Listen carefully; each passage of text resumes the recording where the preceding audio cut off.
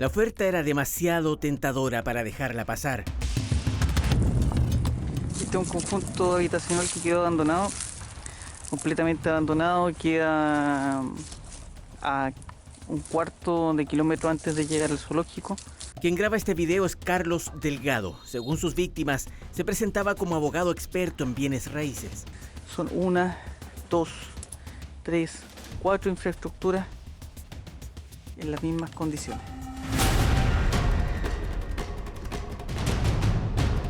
Ofrecía a través de redes sociales y plataformas de venta online terrenos supuestamente abandonados o fiscales que podían ser adquiridos a módicos precios, con él como intermediario. Hola Nadia, ¿cómo está? Buenas tardes. Oiga, ¿se acuerda que yo le había dicho que el trámite terminado se iba a entregar entre viernes o lunes? Ya, y se va a entregar el día lunes como a las 2:30, 1 de la tarde, ¿ya? Su verborrea terminaba convenciendo a los potenciales compradores de estar frente a un conocedor del tema. Eso le ocurrió, por ejemplo, a Myron, que tuvo la fortuna, transformada hoy en desgracia, de enterarse sobre la venta de atractivos terrenos frente al lago Ranco. Estaban a un precio muy tentador, así que viajé a la zona. Yo calculaba al ojo, así, zona urbana, valor UF metro cuadrado, esto, no sé, vale 10 veces más. Parte del relato de Carlos Delgado era afirmar que esos terrenos tenían ese precio, ya que el fisco supuestamente deseaba traspasarlos a privados y así darles alguna utilidad.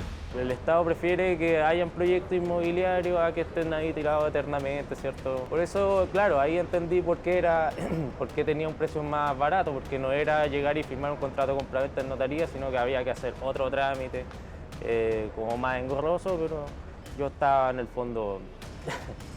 Ya si se demora un poco más no importa, yo quiero comprar. De hecho, hay terrenos que habría ofrecido a 5 millones de pesos aun cuando el valor comercial supera los 30 millones. Era la historia que repetía con sus víctimas y muchos, como Myron, no encontraban sentido. Nadia es otra de ellas que pagó por un terreno cerca de Valdivia. A mí me presentó como que el terreno era de ferrocarriles, que estaba abandonado, que eso pertenecía a bienes nacionales y que a él se lo pasaban para que él haga todo, para que él los venda. Este supuesto abogado les hacía firmar un contrato ante notario. Así se comprometía a realizar el trámite en el Ministerio de Bienes Nacionales y concretar el traspaso. Myron desembolsó por esto casi 20 millones de pesos. Aparte me hizo una rebaja, así juntando los dos terrenos, me dijo, mira, te los puedo dejar en esto. ¿En cuánto te los dejó? En 17. Este dice, tú ya puedes ocuparlo, de hecho, Bienes Nacionales va a ir y te va a ver, así que tú estás edificando y es como que se van a poner contentos porque estáis en el fondo desarrollando urbanización. Con estos documentos, o más bien pantallazos del sitio web del Ministerio de Bienes Nacionales, Carlos Delgado intentaba demostrar a sus víctimas que el trámite estaba oficialmente en proceso. Corresponde al ingreso de antecedentes para regularizar predios ante el Ministerio, un trámite que sí existe, pero que no opera de la forma como este estafador hacía creer a sus víctimas. Y eso siempre se autoriza a través de resoluciones o decretos. Esto no es algo que pueda un particular darte un papel simplemente. Aquí siempre hay resoluciones o decretos que son firmados o por los Seremis de Bienes Nacionales o por la ministra. Me acaban de entregar el formulario de ingreso, está todo totalmente ingresado. Ahora la entrega va a ser el 8 del 6, como aparece en la fecha de entrega del voucher en la parte de abajo. El 8 del 6 está en la cuponera de pago. Sí, hay algo real en toda esta historia, que Carlos Delgado efectivamente concretaba un trámite ante el Ministerio de Bienes Nacionales. Eso incluso podía ser corroborado por los propios compradores en el sitio web oficial. Pero la estafa se concretaba de otra forma. Aquel terreno que se estaba regularizando era totalmente distinto al ofrecido. Bien podía ser un predio fiscal perdido en la Patagonia u otro en algún punto del desierto, pero nunca el que estas personas querían comprar. Se basaba en catálogos de predios que el ministerio mantiene con acceso público. Myron lo comprobó directamente. Fui a Bienes Nacionales acá, ¿cachai? Y pedí que me mostraran los documentos que él presentó. Al principio fue un atado, me mandaron para acá, para allá. Al final me imprimieron los documentos y ahí me di cuenta que era nada que ver a lo que él estaba. O sea, como que ingresó cualquier propiedad X y era para tener el número nomás.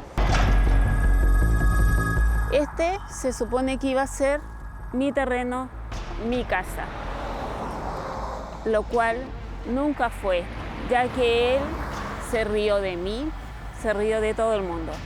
Una vez que la estafa quedó al descubierto, sus víctimas intentaron por todos los medios recuperar el dinero, pero así fue la respuesta. En el contexto en que usted se sienta muy defraudada, engañada o algo así, y no sé, siente la intención y voluntad de ir a fiscalía, a colocar una denuncia y todo eso, la puede hacer, está dentro de su derecho.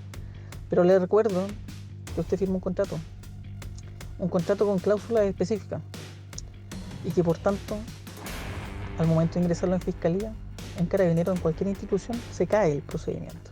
Explicación básica e indignante para las víctimas que motivó una denuncia penal por estafa, uso malicioso de documento público y ejercicio ilegal de la profesión. Durante meses, Carlos Delgado estuvo inubicable hasta que finalmente logró ser notificado. Fue condenado por los 3 delitos, pero en procedimiento abreviado, lo que hizo que su pena fuera de poco más de 800 días de presidio, pero remitida, algo que generó decepción en las víctimas que esperaban un castigo ejemplar. Totalmente indignante. Es algo que no se puede explicar, pero da con mucha impotencia y mucha rabia. Pasa en todas las áreas, pues, en civil, en familia, hay compas que pueden mandarse, disculpa la expresión, pero mandarse las peores cagadas y total después quedan con firma mensual. Esa es la sentencia que tienen. Y en esas que están firmando mensualmente pasan los femicidios, pasan que estafan, y es peor, a más gente.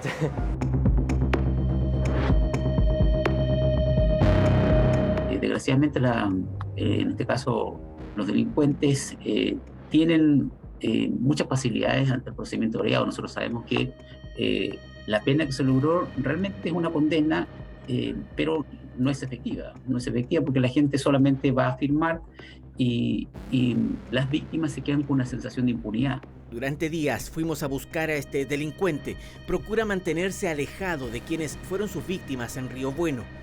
Llegamos hasta su casa y así reacciona cuando le pedimos su explicación frente a estos hechos. La ley fue clara y dijo que simplemente no hay un delito de ejercicio ilegal de la profesión ni tampoco de falsificación de instrumento público.